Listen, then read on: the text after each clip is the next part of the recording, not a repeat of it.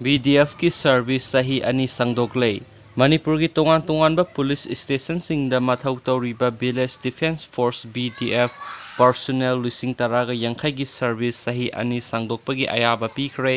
Cabinet अमसुंग finance department की concurrence फंगबगा लोइनना BDF पर्सोनेल सिंग अदुगी सर्विस मतम चटलिबा सही सिगी एप्रिल अमदगी कुमजा लिसिंग अनिगे कुनमथोगी मार्च 18 फाउबा संगदोखिबनी हिरम अदुगी मतंगदा मणिपुर लेंगाक की स्पेशल सेक्रेटरी होम के राधेश्यामना मणिपुर की डायरेक्टर जनरल ऑफ पुलिस दा अयिबा सैरोल पीदुना तंगाई फदबा थबकसिंग लौखटनबा खंगनख्रे हाइरी अदुगा मयामदा वीडियो सिगी खुदोंचाबा लौजरगा करिगुंबा खरदंग हाइजगे अदुदि मयाम सगुंबा BDF की थबकसिंग असि सही अनि संगदोक्पा असिदा मयामगी हाइदि हेना संगदोहनिंगबा लैब्रा नत्रगना सही अनिसिना यारब्रा हाइबि मयामगी मोटतु थंबिरो कमेंट बॉक्स ता सि हारगा वीडियो सा लुसिनजरगे and thank you so much bye bye.